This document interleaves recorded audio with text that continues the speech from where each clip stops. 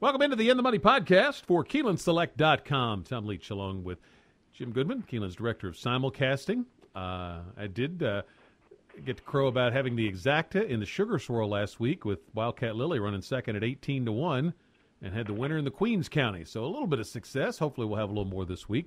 Jim, let's start with a grade one. It's the Los Alamitos Futurity for 2-year-olds at 1 mile and a 16th. And you've got a really accomplished horse in Mr. Z, or at least he's running a lot of big races. And then you've got a rising star, perhaps, for Baffert in Dortmund, who came here to Churchill and won in his second lifetime start real impressively. How did you handicap the short field in the Los Al Futurity? It was pretty amazing after Dortmund's run in that it was just an optional claimer at Churchill, and he wound up an early favorite in the future wager for the at least over the individual entrance for the Derby. And so he was very impressive, but you're not going to get any price on him. And I like Mr. Z. He's run 7 times. I mean, that's amazing for 2-year-olds. He's going to have eight races in his 2-year-old season, and he's been very consistent. Got beaten in the Breeders' Cup Juvenile by 8 lengths by Texas Red, and had a little rough trip. But I think you can make a case for Mr. Z. I'm going to Firing Line on the outside, and 2 reasons. Mr. Z is consistent, but he's only won 1 time. Dortmund is going to be way over bet, probably 2-5. And Firing Line has 2 really good races, one at Santa Anita, one at Del Mar on the Poly. But the Santa Anita dirt experience was good, and the last few works have been outstanding. He had a 5-furlong work in 58-4 on December the 11th. So Callahan has him raised. I'm going to bet Firing Line, just thinking I might get 5-2 on a really improving horse. So going with Firing Line over Dortmund, but Dortmund's probably going to be the class of the race. Yeah, I've tried to talk myself into somebody else, but I just couldn't. End up picking Dortmund, and so I'd either just bet a straight exacta maybe over Mr. Z, or just bet it's a race to watch, probably, to be realistic. If you can find somebody who could, be a little bit of a price in the 2-hole in the exacta, maybe be the way to go. But Dortmund was just so impressive in his 2 starts, especially the one at Churchill, where he went to a 97 buyer in his second lifetime start. And then Baffert's red hot at the meet, really high on this horse. And he's the 2 turns is a question mark. At least you do have that question mark on him. But he's by Big Brown, so you would think he could get at least 1 mile and a 16th. I'm not sure if he wants 1.25 miles out of a Tail of the Cat mare, but we'll see. But Dortmund's going to be my pick. Fairgrounds, the Sugar Bowl Stakes is their first race because they've got a small field. They got the Letelier Memorial later, and it's a small field. But I ended up taking Control Stake. I think Cinco Charlie, I'm hoping, is the favorite because of a class edge. But Control Stake with a really nice race in the start over the track for Tom Amos, and has a little bit of an edge there with a race over the track. And I'm hoping that will be what can get Control Stake home at maybe a little better price than Cinco Charlie in the Sugar Bowl. How about you? Yeah, those are my 2 horses as well. I took Control Stake, and I've got my notes here. Amos and Graham are 31%. He's one over the track and improving speed figures. So I think that probably Control Stake is going to be a better bet than Cinco Charlie. Cinco Charlie is going to be the favorite. The horse that intrigues me a little bit is Bourbon Cowboy.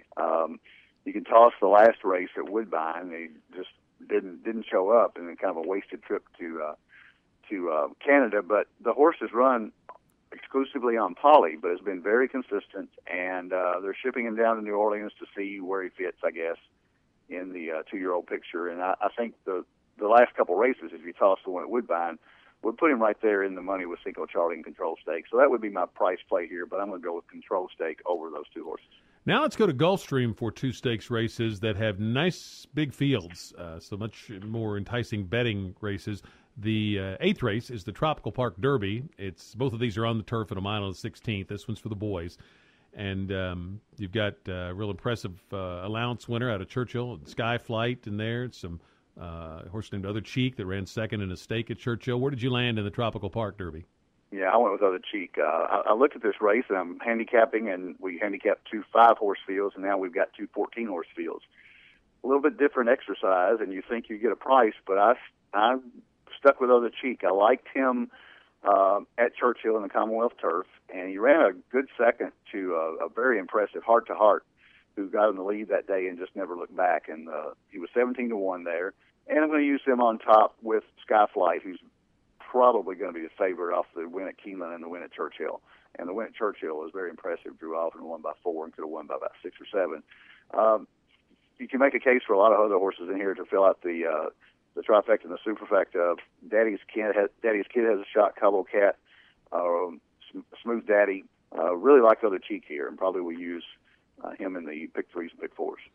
I ended up going to Skyflight, the one, as you mentioned, very impressive in that allowance win.